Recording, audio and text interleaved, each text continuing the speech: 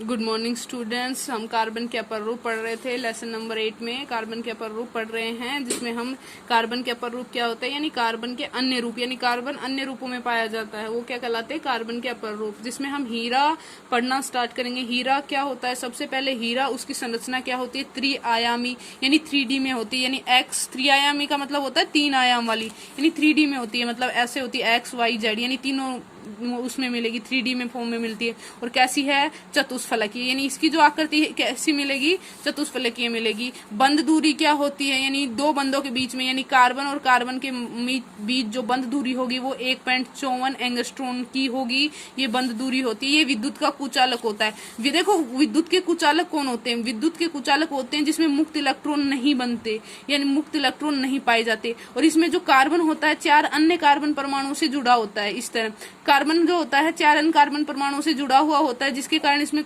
Electron खाली होते ही नहीं है। इनकी प्रत्येक कार्बन की संयोजकता पूरी होती है, तो इसमें मुक्त इलेक्ट्रॉन नहीं होने के कारण ये क्या होता है? विद्युत का कुचालक होता है। ये हीरे के गुण हैं भाई। सहसंयोजन बंध बनाता है। कैसा बंध बनाता है? सहसंयोजन बंध बनाता है, जिसके कारण क्या होता है? ये विद्युत का कुचालक होता है। और एक बात ये भी है कि इसमें मुक्त इलेक्ट्रॉन नहीं पाए जाते, विद्युत का कुचालक होता है। सहसंयोजन बंध का होने के कारण ये अत्यधिक कठोर होता है, यानी सहसंयोजन बंध काफी प्रबल बंध होता है।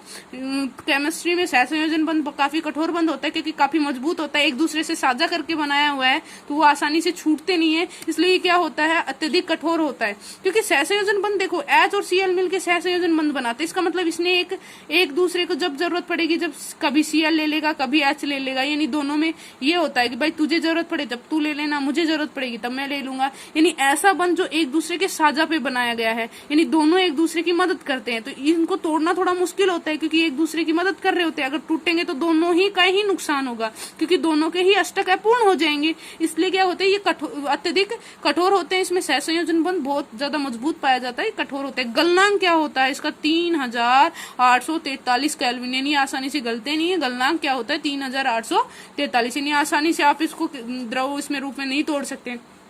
पारदर्शक होता है, यानी आर पार दिखाई देता है, यानी ये पारदर्शक होते हैं। कार्बन को उच्च दाब और ताप पर अपचायित करके इसको बनाया जाता है। यानी कार्बन जो होता है इसको हाई टेम्परेचर पे, हाई प्रेशर पे, यानी उच्च ताप और उच्च दाब पर इसको क्या किया जाता है? अपचायित करके इसको बनाया जाता है। यानी इसको बनाने के लिए बहुत ज्यादा वो करना पड़ता है, उच्च ताप और दाब की जरूरत पड़ती है काफी ज्यादा, तो ये बनाया जाता है। अब इसका उपयोग क्या करना होता है? कांच काटने में, पत्थर काटने में, चट्टाने काटने में, यानी लगभग ये काटने का काम करता है। हीरा जो होता है वो काटने का काम करता है। और किस चीज को काटता है? कांच को काटता है। जिसको हम नहीं काट पाते वो कांच को काटता है। हम कांच तोड़ते हैं, काटते नहीं है। इसका मतलब कांच को काटना है तो उसको के लिए हीरे का यूज किया जाता है। पत्थर और चट्टानों को, ये बड़ी बड़ी पत्थर और चट्टाने होती हैं, उसको काटने में, फोनोग्राम की सुई बनाने में, यानी फोनोग्राम एक यंत्र आता है तो उसकी सुई बनाने में इसका उपयोग किया जाता है। तो ये हीरा था भाई। हीरे में आ सकता है कि इसकी संरचना क्या होती है, ये विद्युत रूप से क्या होता है, इसमें बंद दूरी क्या होती है, या फिर किस प्रकार बनाया जाता है। हीरे के बारे में पूछ सकता है 2 नंबर के क्वेश्चन में, काफी इंपॉर्टेंट है, इसलिए इसको ध्यान से देख लेना कि इसमें क्या क्या गुण पाए जाते हैं। वैसे भी हम हीरे को जानते हैं कि हीरा सफेद होता है भाई। और फिर पारदर्शक, आर पार भी दिखाया जाता है, काफी कठोर भी होता है। और फिर बंद दूरी भी 1.54 एंगस्ट्रॉन होती है। चतुष्फलकीय संरचना होती है, यानी कार्बन 4 अन्य से जुड़ा हुआ होता है। गलनांक भी काफी हाई लेवल का होता है, क्योंकि आसानी से पिघलता नहीं है कि आप गर्म किया या फिर कुछ, तो इसलिए इसका गलनांक काफी उच्च होते हैं। गलनांक काफी उच्च होता है। और बहुत सारे इसको वो किया जाता है, कांच काटने में इसका यूज किया जाता है, पत्थर काटने में इसका यूज किया जाता है, तो काफी ज्यादा वो है। तो हीरा जो है, हीरे के बाद ग्रेफाइट की पेंसिल बनती है ना, ये ग्रेफाइट की होती है। इसमें देखो एक कार्बन जो होता है वो 3 अन्य कार्बन परमाणु से बंध बनाता है, और इसमें एक द्विबंध भी होता है। देखो क्या होता है, जैसे कार्बन होता है ये एक 3 और कार्बन से बंध बनाएगा, 1 2 और ये 3 हो गए। लेकिन अब देखो कार्बन की क्या संयोजकता पूरी हुई? नहीं हुई, क्योंकि 1 2 3 कार्बन कितने बंध बनाता है? 4 बंध बनाता है। एक बंध की कमी है तो एक क्या बनाता है? ये डबल बंध बनाता है, यानी एक द्विबंध बनाता है। इसका मतलब इसमें 1 इलेक्ट्रॉन खाली होगा, यानी 1 इलेक्ट्रॉन क्या होता है? इसमें हमेशा 1 इलेक्ट्रॉन इसके पास खाली होता है कार्बन के पास, क्योंकि 4 होते हैं ना इसके पास लास्ट वाले अंतिम कोष में, यानी इसकी संयोजकता क्या होती है? 4 होती है, यानी 4 बंध बना सकता है। है, लेकिन ये कितने बनाता है, 3 बंध बनाता है। तो इसमें एक इलेक्ट्रॉन क्या हो जाता है, खाली होता है, और खाली होते ही ये विद्युत रूप से क्या हो जाता है, चालक। हीरा क्या होता है, विद्युत का कुचालक, यानी विद्युत का चालन नहीं करता, लेकिन ग्रेफाइट क्या होता है, विद्युत का सुचालक होता है, यानी ग्रेफाइट विद्युत का चालन करता है। चलो इसकी संरचना देखते हैं। इसकी संरचना क्या होती है, षटकोणीय होती है और परतदार संरचना होती है, यानी परतों के रूप में पाया जाता है। और ये परत एक दूसरे पे व्यवस्थित होती है, काफी एक दूसरे पे फिसल भी जाती है, यानी चिकनी होती है ये। यानी ये जो ग्रेफाइट होता है ना, काफी हद तक चिकना होता है, षटकोणीय संरचना होती है। हीरे की संरचना कैसी थी, चतुष्फलकीय थी, और इसकी षटकोणीय। देखो इसमें 4 बंध बनते हैं, चारों बंध बनाते हैं, इसलिए चतुष्फलकीय थी। इसमें 3 बनते, 3 का दुगना कर लो, षटकोणीय हो गई, 3 दूनी 6, षटकोणीय संरचना होती है इसकी। तो संरचना कैसी होती है, षटकोणीय होती है। तल एक दूसरे पे क्या होते हैं, व्यवस्थित होते हैं। कैसी संरचना होती है इसकी, परतदार, यानी परतों के रूप में होता है। जैसे नहीं होती है 1-2 परत लेयर, एक के ऊपर एक चढ़ा दिया जाता है, तो वो लेयर परत के रूप में होता है। जैसे बुक है, बुक के ऊपर बुक रख दी, बुक के ऊपर बुक रख दी, तो वो जो होती है वो परत संरचना होती है। विद्युत का सुचालक मैंने पहले बता दिया, क्योंकि इसमें 3 बंध बनाता है, तो एक इलेक्ट्रॉन खाली हो जाता है, तो इसमें विद्युत का सुचालक होता है। चिकना होता है, धूसर काले रंग का होता है, मुलायम होता है, चमकीला होता है। हीरा जो होता है वो भी क्या होता है, हीरा कैसा कलर का होता है, रंगहीन होता है। हीरे में रंगहीन नहीं होता, पारदर्शी मतलब वो नहीं होता है, लेकिन ये धूसर काले रंग का होता है, चमकदार कलर का होता है, चमकीला पदार्थ होता है।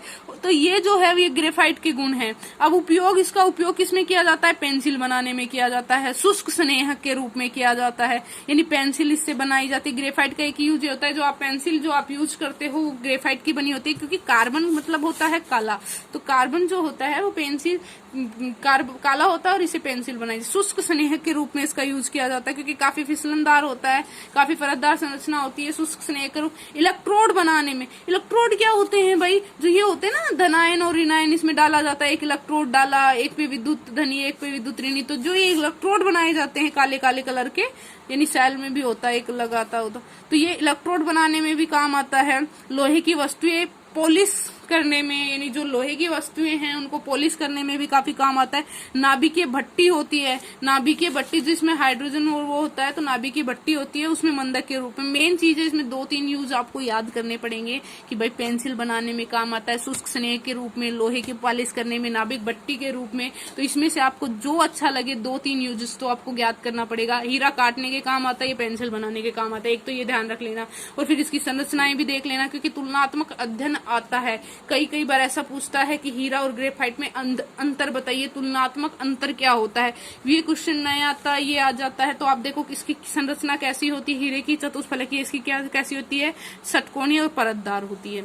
यानी इसकी संरचना कैसी होती है, षटकोणीय और परतदार। भौतिक अवस्था कैसी होती है, देखो अब हम इसकी बात करें कि भाई संरचना कैसी होती है, इसकी हमेशा चतुष्फलकीय होती है, और मतलब ग्रेफाइट की कैसी होती है, षटकोणीय। अब भौतिक अवस्था पे आ रहे थे, भौतिक अवस्था कैसी होती है, रंगहीन पारदर्शक, यानी ये रंगहीन होता है और पारदर्शक होता है, यानी आर पार देखा जा सकता है। ये चमकदार काले रंग का होता है, चमकदार होता है यानी चमकीला होता है लेकिन काले रंग का होता है। ये पारदर्शी होता है।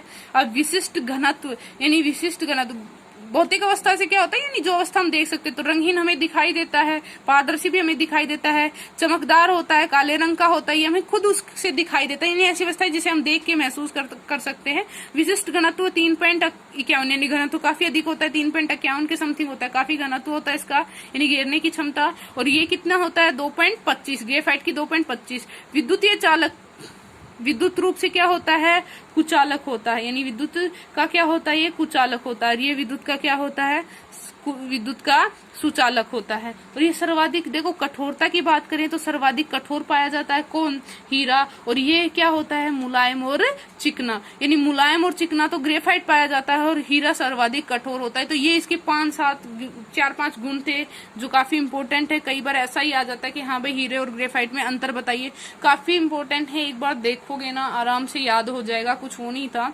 अब देखो आईपीएससी नाम का मैंने कहा था कि आपको आईपीएससी नाम एक बार रिवीजन जरूर करा दूंगी। आज मैंने प्रतिस्थापी के लिए ये यूज किया है। तो हमारा सूत्र क्या होता है, सबसे पहले प्रतिस्थापी लिखते हैं, फिर C1 से C10 कार्बन लिखते हैं, प्लस में एन इन आइन लगाते हैं, ये होता है। अब देखो इसमें क्या करेंगे, सबसे पहले नंबरिंग देंगे, नंबरिंग उस साइड से देंगे जिसमें प्रतिस्थापी को कम अंक मिले। सबसे पहले डबल बॉन्ड और ट्रिपल बॉन्ड को कम अंक मिले। डबल बॉन्ड ट्रिपल बॉन्ड इसमें है नहीं, प्रतिस्थापी है। प्रतिस्थापी क्या है, क्लोरीन है, इसको कम अंक मिले तो इस साइड से नंबरिंग करते हैं, क्योंकि इस साइड से तो दूसरे पे आएगा, इस साइड से पहले पे आ गया, तो पहले नंबर पे आ गया तो नाम लिखेंगे। तो पहले प्रतिस्थापी लिखते हैं, कितने नंबर पे है, 1 पे है, तो 1 क्लोरो। और ये क्या है, मेथ एथेन बन गया, तो 1 क्लोरो क्या बन गया, एथेन। अब देखो इसमें भी नंबरिंग करते हैं, इसमें नंबरिंग प्रतिस्थापी को कम इधर से भी करेंगे तो 2 नंबर पे आएगी, इधर से भी करोगे तो 2 नंबर पे आएगी, तो किसी साइड से नंबरिंग कर लो। कैसे करेंगे, 2 ब्रोमो, क्योंकि सबसे पहले प्रतिस्थापी का नाम लिखते हैं ब्रोमो। ब्रोमो कितने नंबर पे, 2 ब्रोमो मेथ एथ प्रोप, यानी प्रोपेन बन गया, प्रोप। और सिंगल बॉन्ड था तो एन लगता है, सिंगल बॉन्ड के लिए एन, डबल बॉन्ड के लिए इन, ट्रिपल बॉन्ड के लिए आइन। अब देखो तीसरा, इसमें 2 प्रतिस्थापी, एक इस साइड में एक इस साइड में। नंबरिंग सबसे पहले क्या करेंगे, कार्बन श्रृंखला का चयन करेंगे। कार्बन श्रृंखला का चयन किया, 1 2 आया, कौन से स्थान पे है, 1 और 2 करेंगे। देखो प्रतिस्थापी दोनों पे ही हैं तो नंबरिंग का कोई फर्क नहीं पड़ता कि किधर से आ जाएगा। हम क्या करेंगे, सबसे पहले प्रतिस्थापी लिखेंगे, तो कितने 2 हैं, क्लोरीन है, क्लोरो लिखते हैं, कितने नंबर पे है, 1 और 2 पे, और 1 और 2 सेम आते हैं तो डाई लगाते हैं, 1 2 डाई क्लोरो, क्या आ जाएगा, मेथ एथ एथेन। ठीक है, आज के लिए इतना ही, थैंक यू।